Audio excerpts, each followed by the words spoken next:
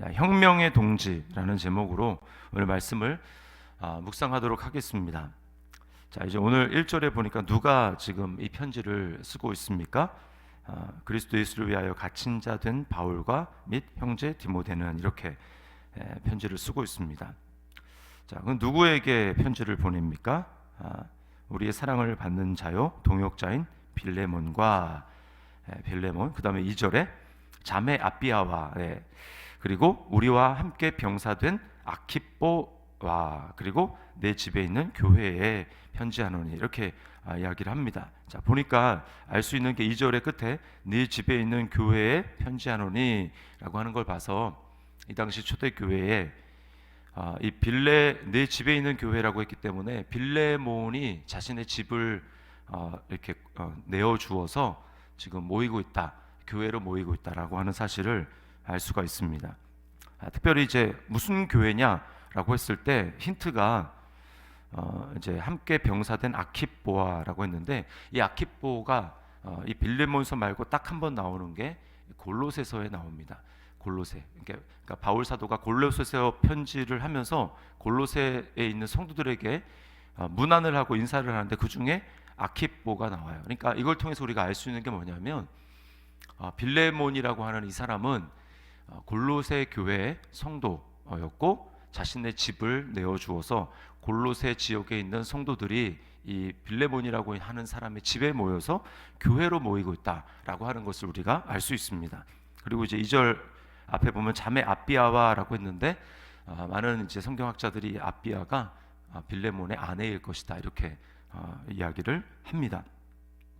자, 그리고 이제 바울은 지금 어떤 상태에서 편지를 쓰고 있냐면 1절에 보면 예수를 위하여 갇힌 자 된 바울과 이렇게 이야기를 합니다. 지금 감옥에서 이 편지를 쓰고 있는 거예요. 자, 무슨 목적으로 그러면 이 편지를 바울은 이제 특별히 우리가 쭉 읽어봤지만 거의 2인칭 단수 너라고 하는 이 빌레몬에 대해서 개인적으로 이렇게 편지를 쓰는데, 우리가 살펴봐서 추측을 할 수 있지만 빌레몬에게 오네시모라고 하는 이 종이 있었습니다. 본문에도 나오죠. 종이 있었는데 이 종이 어쩐 이유인지 모르겠지만 이 빌레몬이라고 하는 이 주인, 그러니까 자기네 집을 내어줄 정도면 그래도 꽤 부유하고 잘 살았을 귀족층이라고 할 수 있겠습니다. 그래서 이 빌레몬이라고 하는 주인으로부터 이 종인 오네시모가 도망을 간 거예요. 도망을 갔습니다. 가서 이제 그 중에 바울을 만나게 된 거예요. 바울을 만나게 되었고 바울이 복음을 오네시모에게 전했는데 이 오네시모가 그 복음을 믿고 사람이 변화됐습니다. 그리고 바울은 자기를 옆에 두고 이 오네시모로 하여금 자신의 필요를 좀 채워주고 복음을 위해서 자신을 섬겨주기를 그렇게 바랬는데, 그러나 이 오네시모가 어떻게 도망 나왔는지를 좀 알게 됐겠죠. 그래서 이 일이 그냥 자기 혼자 자의로 하지 않고 그래도 이전에 주인이었던 상관이었던 빌레몬에게 보내서 허락을 받고, 그래서 빌레몬의 자발적인 결단을 통해서 그럼 그렇게 하시라 라고 하는 이 허락을 얻기 위해서 주인인 빌레몬에게 보내는, 그래서 이 둘 사이에 복음으로 말미암은 화해가 이루어지도록 하기 위해서 바울이 편지를 쓰고 있는 것입니다. 자, 이 본문을 통해서 우리가 좀 묵상할 것은 뭐냐면, 복음을 우리가 진짜 마음속으로 받아들이게 될 때 우리 삶에는 정말 혁명이라고 할 만한 일들이 일어난다. 인간의 힘으로는 할 수 없는 그런 일이 우리 가운데 일어난다라는 거예요. 그러니까 복음은 시시한 게 아니고 내가 그 예수 그리스도의 복음을 받아들이고 믿고 있다라는 것은 이게 엄청난 일이라는 것입니다. 그래서 오늘 특별히 이제 두 사람의 변화에 대해서 좀 살펴보려고 하는데, 첫 번째는 이 오네시모. 자, 오네시모를 보니까 10절에 갇힌 중에서 낳은 아들 오네시모 이렇게 이야기를 합니다.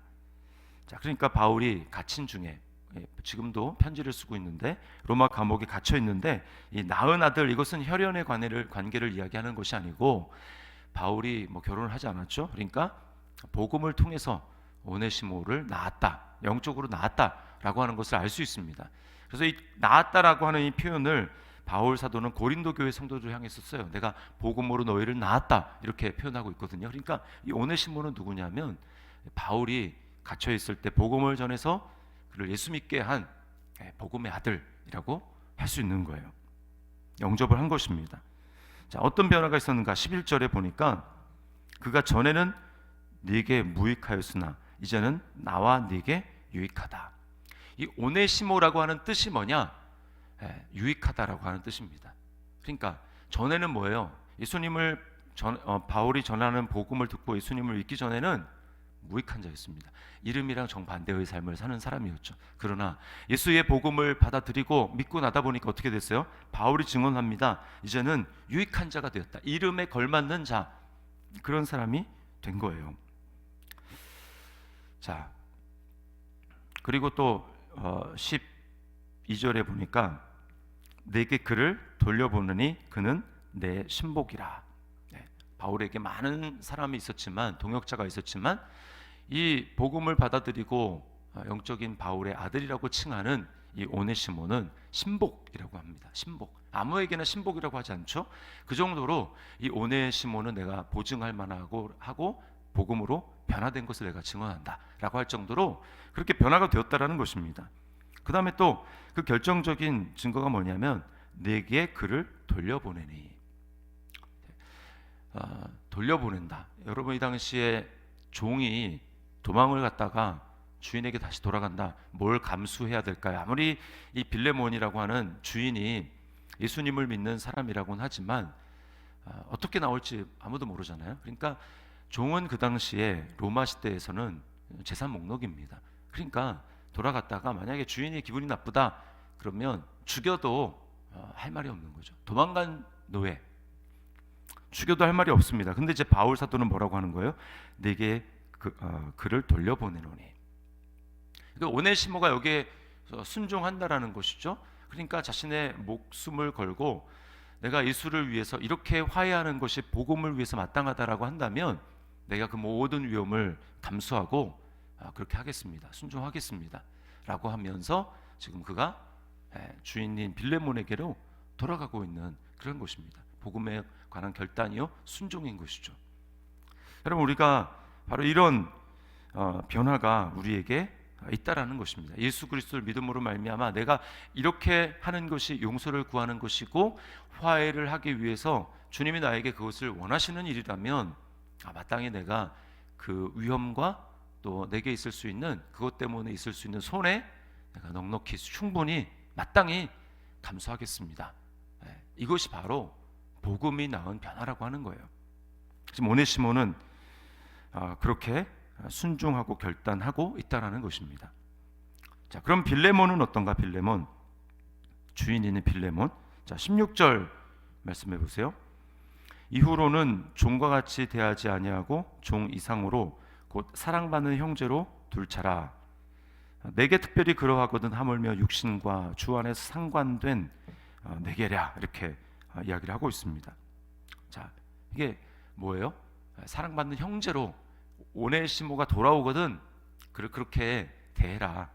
종이 아니라 그리스도 안에서 형제로. 여러분, 이게 참 쉬운 일이 아니죠. 오네시모가 자신에게 도망을 갔고 또 재산상에 손해를 끼친 그런 종 아닙니까? 근데 사랑받는 형제로 두어야 된다. 그 다음 17절에 보니까 그러므로 네가 나를 동역자로 할진대 그를 영접하기를 내게 하듯 하고.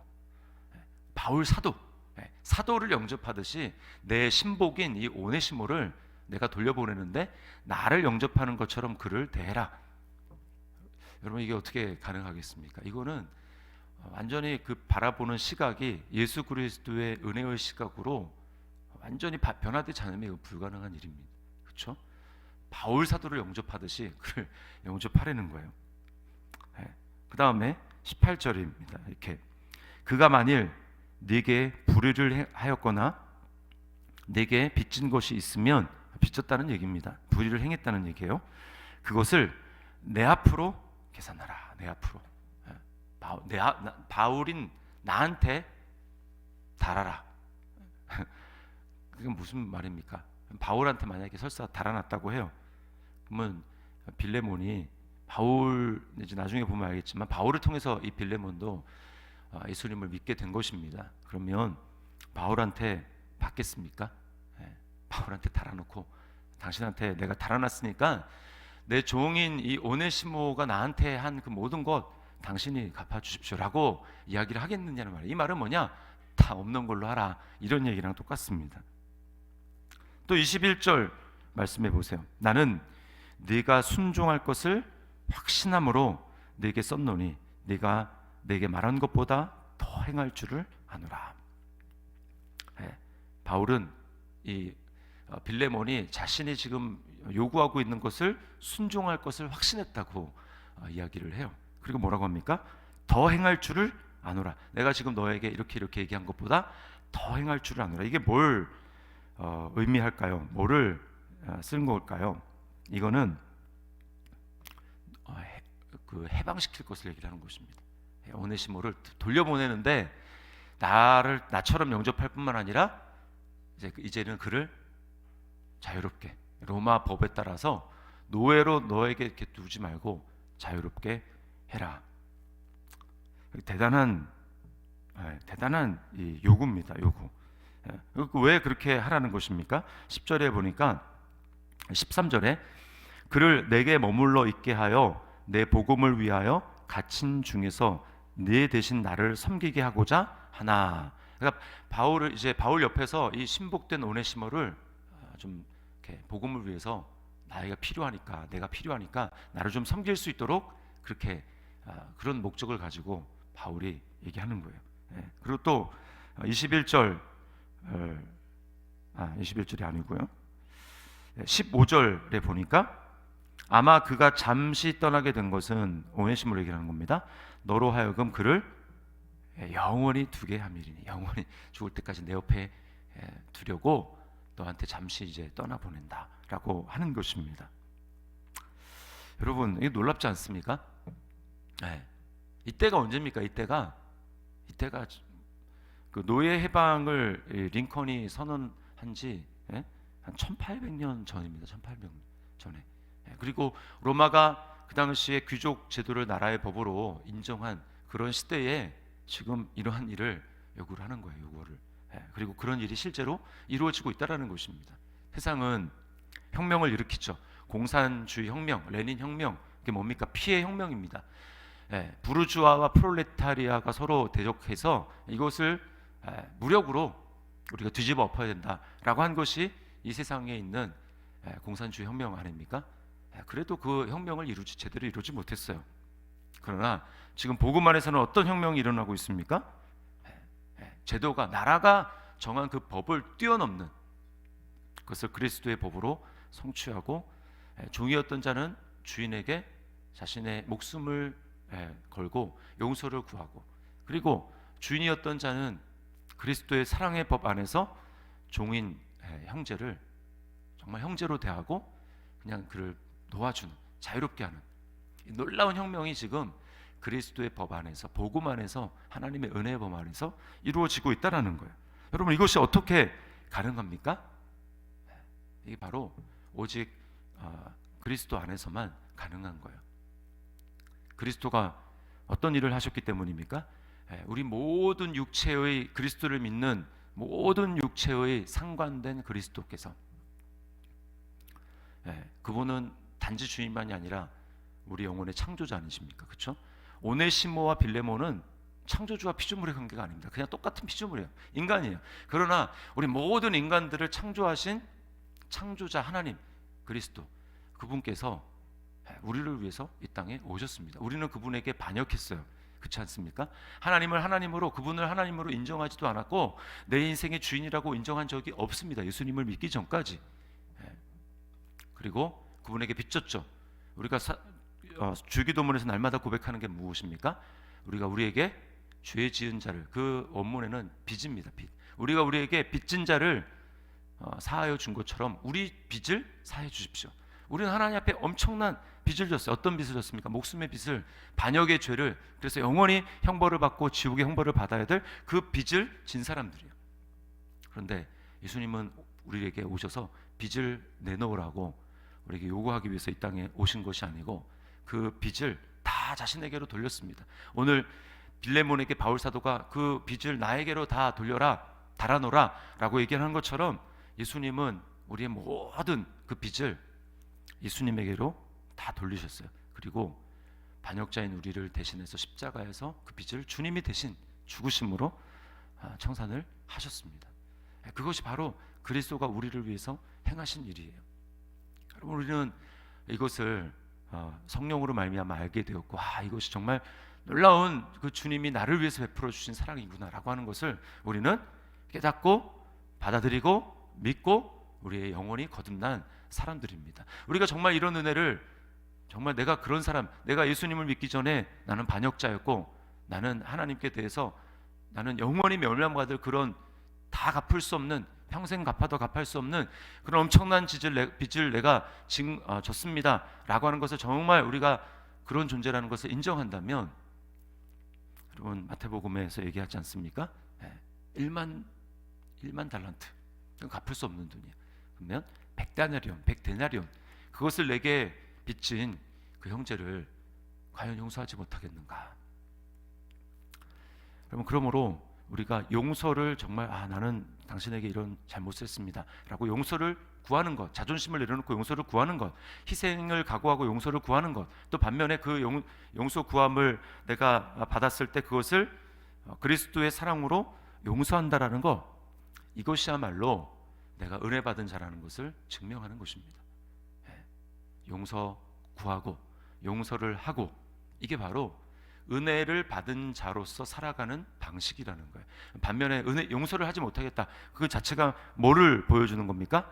나는 예수님의 은혜를 모릅니다. 나는 하나님이 나를 위해서 베푸신 은혜를 인정하지 않습니다. 나는 그런 은혜를 받은 적이 없습니다. 그런 은혜를 안 받았으니까 그런 은혜를 베풀지 않겠다라는 것입니다. 우리가 오늘 이 말씀을 혁명이죠, 혁명. 그래서 그러므로 세상 사람들이 이해할 수 없는 거야. 어떻게 저런 일이 가능하냐? 미쳤냐? 저런 그 손해를 감수하고 왜 저런 일을 하지? 이해가 안 되는 거예요. 그들의 머리로는. 그 혁명을 이루도록 혁명의 동지로 부름받은 것이 바로 저와 여러분입니다. 세상의 논리를 이성으로는 도저히 이해할 수 없는 그리스도의 사랑, 그것을 받아들이고 믿고 따르는 그런 사람들만 할 수 있는 일이 바로 이거예요. 용서를 구하고 용서를 행하는 것. 그러므로 우리가 오늘 이 말씀을 기억하면서 질문해야 될 것이 있습니다. 내가 자존심을 내려놓고 용서를 구해야 될 나의 빌레몬은 누구인가? 또 굉장한 손해를 감수하면서까지도 내가 용서를 해야 될, 내 모든 것을 내려놓고 용서를 해야 될 나의 오네시모는 누구인가? 우리가 그리고 그렇게 하지 못하고 있다면, 또 그런 관계를 알고 있는데 내가 중보를 하고 기도해야 될, 내가 만약에 바울의 입장이라면 그런 빌레몬과 오네시모는 누구인가? 라고 하는 것을 오늘 기억하면서, 오늘 주님 이러한 말도 안 되는 혁명을 일으키기 위해서 저를 불러주셨는데, 제가 그러한 자가 될 수 있도록, 은혜를 받은 자로 은혜를 살아내는 그러한 자가 될 수 있도록 주여 나에게 날마다 더 큰 은혜를 부어 주옵소서. 그렇게 은혜를 살아내는 저와 여러분의 삶이 될 수 있기를 주님의 이름으로 축원합니다.